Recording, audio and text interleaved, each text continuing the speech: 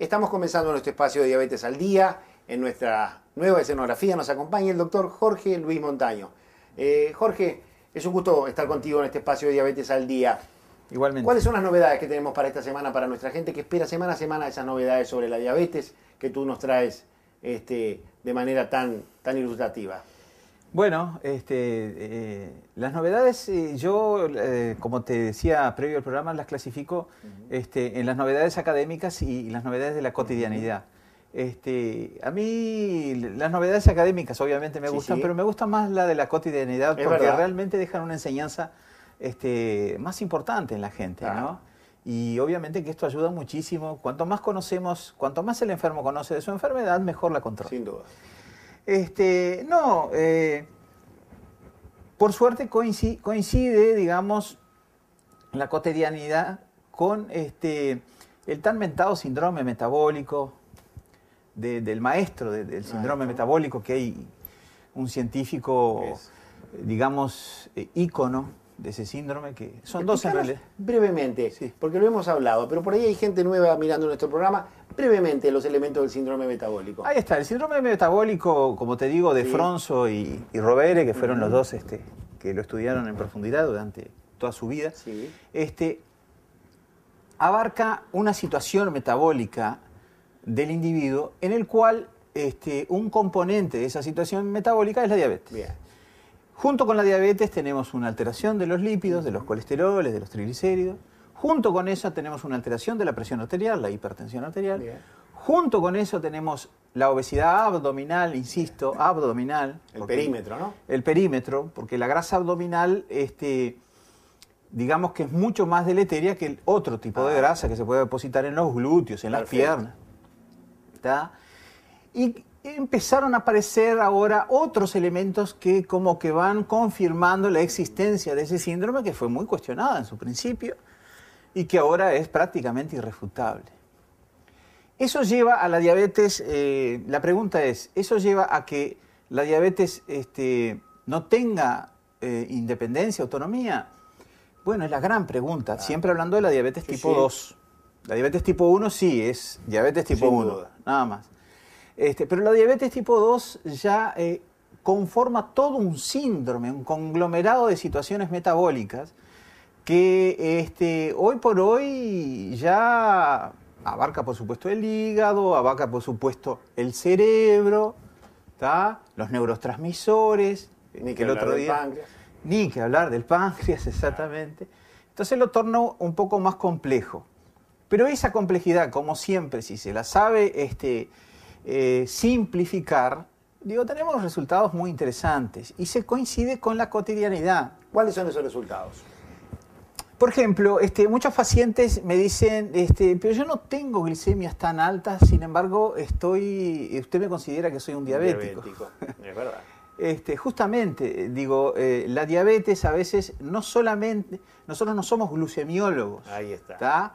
Y la diabetes que nosotros podemos controlar generalmente es la diabetes del dedo, que es la glicemia capilar, que tiene sus variantes. Ahí está. Por eso hay que tener bien en cuenta que en la cotidianidad eso se da, de que la glicemia capilar nunca es diagnóstica y sirve para controlar la evolución de la diabetes. Ayer ingresábamos a la Policlínica de Casmer a ver justamente por un elemento específico de una medicación y nos encontramos con un querido amigo al que saludamos, tanto a él como a su hijo, que nos está representando maravillosamente bien en el fútbol mexicano.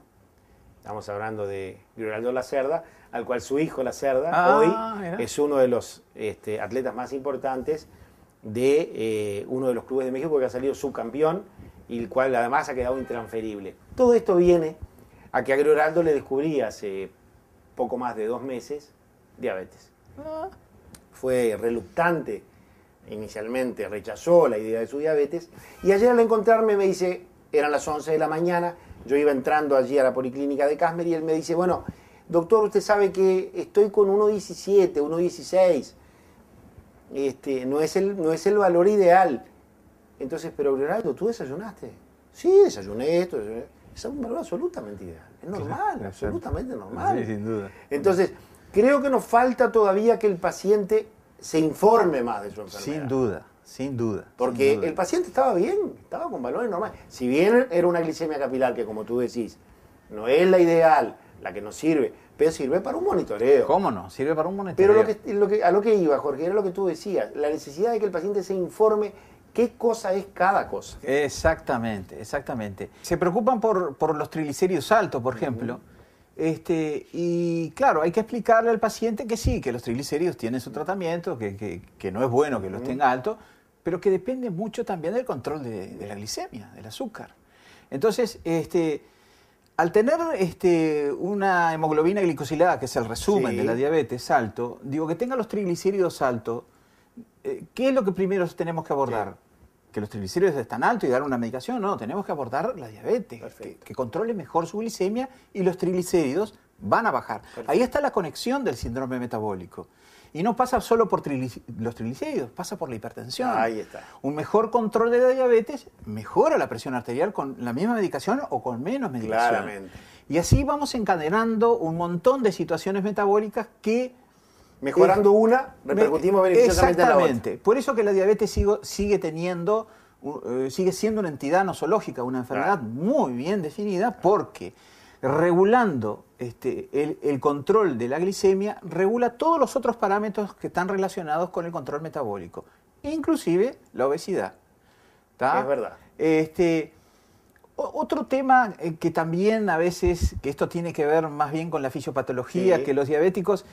Como todo ser humano, él ve desde su ángulo y lo más favorable posible, ¿no? Me dice, doctor, yo como azúcar y mi diabetes baja. Y yo le digo, sí, está perfecto. Entonces el paciente se queda impactado. Se queda claro. loco. ¿Por qué? Porque evidentemente si uno come azúcar va a tener una hiperglicemia, pero hay situaciones que no son poco frecuentes en el cual... el individuo tiene un páncreas que todavía responde. ¿Cuál es el principal estímulo de la secreción de insulina? El azúcar. Entonces, si un individuo come azúcar y tiene un páncreas que está relativamente... Está respondón. Está respondón. Y, claro, y no venía comiendo azúcar. Y no venía comiendo azúcar, hace una hipoglicemia severa. Claro, mirá qué interesante. Porque estaba con las reservitas guardadas ahí de insulina. Claro, dice, voy a empezar a comer azúcar para que me baje. Mirá qué interesante. Ojo, porque como decís tú, a veces el páncreas, el cuerpo humano es absolutamente impredecible en muchos aspectos. Nosotros tenemos guías, ¿tá? Pero hay que tener muy en cuenta, esto está registrado, de que todos los diabéticos tipo 2 y fundamentalmente aquellos diabéticos tipo 2 de reciente comienzo, de pocos años de evolución, tienen un páncreas que responde. Perfecto. ¿Tá? Entonces, claro, come azúcar y hacen hipoglicemia. Exacto. Entonces le aprovecho, ¿vio? El azúcar le hace mal para la hipo y para la hiper. Ahí está. O sea que en definitiva es una respuesta que puede ser esperada. Puede ser esperada, es más frecuente de lo que uno piensa. Claro, porque como muchos diabéticos, por suerte, no comen más azúcar, ¿tá? Entonces no tienen esas hipoglicemias. Sin duda. ¿Tá? Sin duda. Eso es muy interesante porque el diabético a veces arregla las cosas de tal forma de que el médico lo embreto al médico y ¿qué me va a decir? Es verdad. Porque realmente siempre a veces hay yo le digo la filosofía del ñandú nuestro, ¿no? Pues esconde la cabeza y deja el cuerpo. Entonces se enfoca, por ejemplo, una microalbuminuria, que es proteínas, pequeñas cantidades de proteínas en la orina que indican o fallo renal, o hay que abrir el ojo con el riñón, o hay que abrir el ojo con los infartos, hay que estudiar. ¿Tá? Pero si el individuo me hizo el examen de microalbuminuria con 200 de presión, con 20 de presión... Es obvio que va a haber una microalbuminuria. Evidentemente. Y si en el momento de hacerme la microalbuminuria... ¿Con hiperglucemia? Muy bien. Sin duda. Digo, entonces hay que decir, ojo, es en un contexto que hay que ver las cosas. ¿Tá? Y otro mensaje interesante, que este programa sirve de mucho, ¿no? Porque a veces uno se encuentra, pero doctor, usted esto no me explicó, y le expliqué 50.000 veces. Pero a veces le miran más si sale por la tele que si lo vemos en directo. Es increíble.